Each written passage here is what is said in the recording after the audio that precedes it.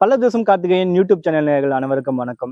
இப்போல்லாம் ஆன்மீக தலங்கள்னால அந்த டைம்ல பார்த்தீங்கன்னா சின்ன ஒரு கோயிலா இருக்கும். அங்க போனீங்கன்னா மனசுக்கு அவ்வளோ ஒரு அமைதியா இருக்கும். அந்த போனீங்கன்னா உங்களுக்கே அறியாம ஒரு ஒரு ஃபீல் ஒன்று சொல்லுவாங்க. பாசிட்டிவ் வைப்ரேஷன்லாம் சொல்லுவாங்கல்ல. அது மாதிரியான ஒரு ஃபீலோட அந்த கோயிலுக்கு போயிட்டு நீங்க வெளியே வரும்போது நம்மள நம்ம அறியாமையே மிகப்பெரிய அளவுல ஏதோ ஒரு மன திருப்தி அடைஞ்ச மாதிரி அந்த கோயில் விட்டு வெளியே வரும்போது ஒரு ஃபீல் இருக்கும்.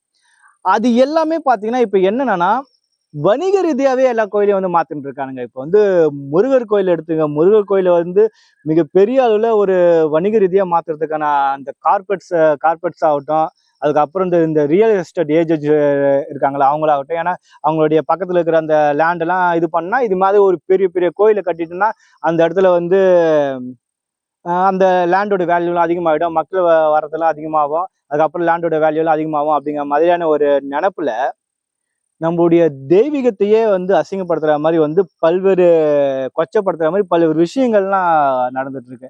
அதுல இப்ப சேலம் பத்துமலை முருகன் கோயிலை பார்த்துருப்பீங்க. மிகப்பெரிய அளவுல 144 அடி உயரத்துல மிகப்பெரிய அளவுல பிரம்மாண்டமா கட்டியிருப்பாங்க. அவ்வளவு பெரிய ஹைட்ல கட்டியிருந்தாலும் அந்த முருகன் பார்க்கறதுக்கே பாத்தீங்கன்னா அவ்வளவு சூப்பரா இருக்கும். அந்த அவர் முகத்தோட பார்க்கும்போது, அதாவது முருகன் என்றால் அழகன்னு சொல்லுவாங்க பத்தியா, அது மாதிரி அந்த முருகோட சிலை வேற லெவல்ல இருக்கும்.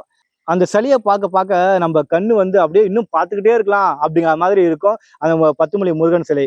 அதே சேலத்துல தாராமங்கலம் பக்கத்துல 26 அடின்னு நினைக்கிறேன் ஒரு முருகர் கலையை ஏதோ ஒரு கார்பரேட் நிறுவனம் இல்ல ஏதோ ரியல் எஸ்டேட் நிறுவனமான்னு தெரியல, சுற்றுலாத்தலத்துக்காக அந்த இடத்த டெவலப் பண்றதுக்காக அந்த இடத்துல 76 அடியில ஒரு முருகன் சிலையை கட்டிச்சிருக்காங்க. ஏதோ சூனியக்கார பொம்மை மாதிரி கட்டி வச்சிருக்கானுங்க.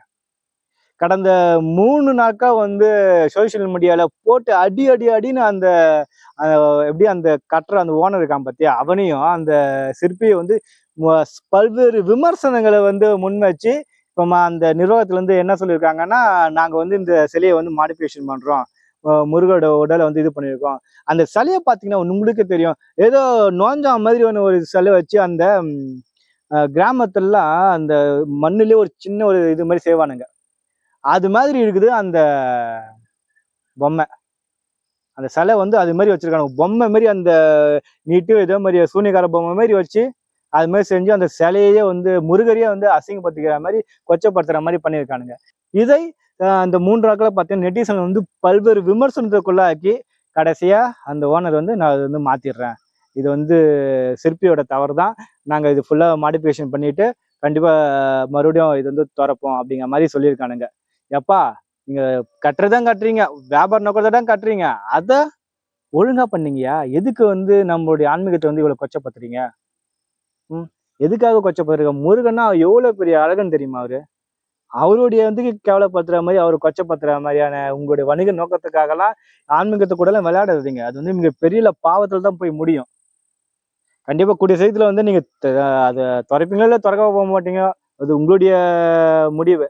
ஆனா திறக்கிறதா இருந்தா முருகன் என்றது அழகன், அது மனசுல வச்சுக்கின்னு